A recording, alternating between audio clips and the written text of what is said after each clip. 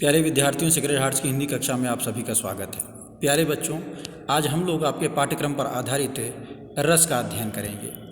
तो आइए सर्वप्रथम हम लोग ये जानने का प्रयास करते हैं कि रस से क्या तात्पर्य है। रस से तात्पर्य काव्य का आनंद प्राप्त करने से है। जब हम किसी कहानी, कविता, नाटक, उपन्यास, फिल्म आदि को पढ़ते, देखते या सुनते हैं, तब पाठक, श्रोता या दर्शक को जिस सुख, दुख एवं आनंद की अनुभूति होती है, वही काव्य में रस कहलाता है। आचार्य भरत मुनि ने रस की निष्पत्ति का मुख्य सूत्र इस प्रकार दिया है: विभावानुभाव व्यभिचारी संयोगाद्रस निष्पत्ति। अर्थात विभाव भाव उत्पन्न करने के साधन, अनुभाव पात्रों की चेष्टाएं, व्यभिचारी अनेकानेक भावों के संयोग से रस की निष्पत्ति होती है। रस के अवयव या अंग। रस के 4 अवयव या अंग हैं: स्थायी भाव, विभाव, अनुभाव तथा संचारी भाव, या इसी को कहते हैं व्यभिचारी भाव। इन चारों के संयोग से रस की निष्पत्ति होती है। स्थायी भाव। प्रत्येक मनुष्य के चित्त में प्रेम, दुख, क्रोध, आश्चर्य, उत्साह आदि भाव स्थायी रूप से विद्यमान रहते हैं। उन्हें ही स्थायी भाव कहते हैं। स्थायी भाव हमारे हृदय में छिपे होते हैं तथा ये अनुकूल वातावरण उपस्थित होने पर स्वयं ही जागृत हो उठते हैं। विभाव से अभिप्राय उन वस्तुओं एवं विषयों के वर्णन से है जिनके प्रति सहृदय के मन में किसी प्रकार का भाव या संवेदना जागृत होती है। अर्थात भाव के जो कारण होते हैं उन्हें विभाव कहते हैं। विभाव 2 प्रकार के होते हैं। पहला होता है आपका आलंबन विभाव और दूसरा होता है आपका उद्दीपन विभाव। आलंबन विभाव। जिन व्यक्तियों या पात्रों के आलंबन या सहारे से स्थायी भाव उत्पन्न होते हैं, वे आलंबन विभाव कहलाते हैं। जैसे नायक, नायिका। आलंबन के भी 2 प्रकार हैं। पहला है आपका आश्रय। जिस व्यक्ति के मन में रति, प्रेम, करुणा, शोक आदि विभिन्न भाव उत्पन्न होते हैं, उसे आश्रय आलंबन कहते हैं। दूसरा है आपका विषय। जिस वस्तु या व्यक्ति के लिए आश्रय के मन में भाव उत्पन्न होते हैं, उसे विषय आलंबन कहते हैं। उदाहरण के लिए, यदि राम के मन में सीता के प्रति रति का भाव जागृत होता है तो राम आश्रय होंगे और सीता विषय। उसी प्रकार यदि सीता के मन में राम के प्रति रति भाव उत्पन्न हो तो सीता आश्रय और राम विषय होंगे। उद्दीपन विभाव।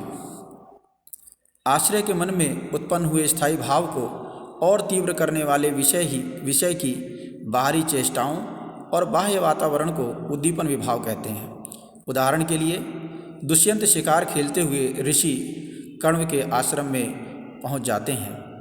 वहां वे शकुंतला को देखते हैं। शकुंतला को देखकर दुष्यंत के मन में आकर्षण या रति का भाव उत्पन्न होता है। उस समय शकुंतला की शारीरिक चेष्टाएं दुष्यंत के मन में रति भाव को और अधिक तीव्र करती हैं। नायिका शकुंतला की शारीरिक चेष्टाएं तथा वन प्रदेश के अनुकूल वातावरण को उद्दीपन विभाव कहा जाएगा। अनुभाव। अनु का अर्थ होता है पीछे, अर्थात बाद में। स्थायी भाव के उत्पन्न होने पर उसके बाद जो भाव उत्पन्न होते हैं उन्हें अनुभाव कहा जाता है। अनुभाव 4 प्रकार के होते हैं। पहला है आपका सात्विक। जो अनुभाव मन में आए भाव के कारण स्वतः प्रकट हो जाते हैं, वे सात्विक हैं। दूसरा है आपका कायिक। शरीर में होने वाले अनुभाव कायिक हैं। तीसरा है आपका वाचिक। काव्य में नायक अथवा नायिका द्वारा भाव दशा के कारण वचन में आए परिवर्तन को वाचिक अनुभाव कहते हैं। और चौथा है आपका आहार्य।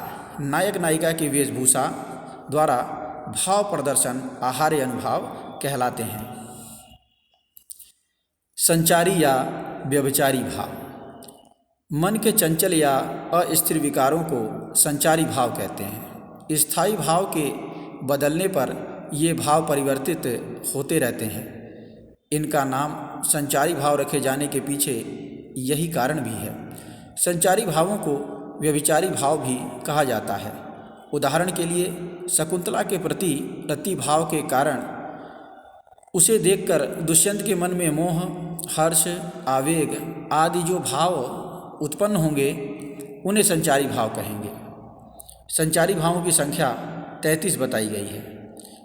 इनमें से मुख्य संचारी भाव हैं शंका, निद्रा, मद, आलस्य, दीनता, चिंता, मोह, स्मृति, धैर्य, लज्जा, चपलता, आवेग, हर्ष, गर्व, विषाद, उत्सुकता, उग्रता, त्रास आदि। आइए अब हम लोग देखते हैं रस और उनके स्थायी भाव और साथ ही उनमें संचरण करने वाले संचारी भाव।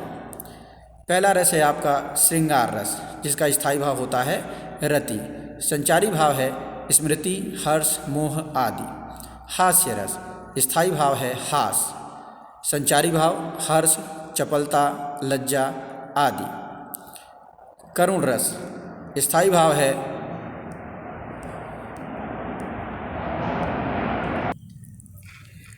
करुण रस का स्थायी भाव है शोक। संचारी भाव ग्लानि, शंका, चिंता आदि। रौद्र रस, स्थायी भाव क्रोध। संचारी भाव उग्रता, क्रोध आदि। वीर रस, स्थायी भाव है आपका उत्साह। संचारी भाव है आपका आवेग, गर्व आदि। भयानक रस का स्थायी भाव होता है भय। संचारी भाव डर, शंका, चिंता आदि। विभत्स रस का स्थायी भाव होता है जुगुप्सा। संचारी भाव है दीनता, निर्वेद, घृणा आदि। अद्भुत रस का स्थायी भाव है विस्मय। संचारी भाव है हर्ष, स्मृति, घृणा आदि। शांत रस का स्थायी भाव होता है निर्वेद। संचारी भाव है आपका हर्ष, प्रसन्नता, विस्मय आदि। वात्सल्य रस का स्थायी भाव होता है वत्सल। संचारी भाव है वत्सलता, हर्ष आदि।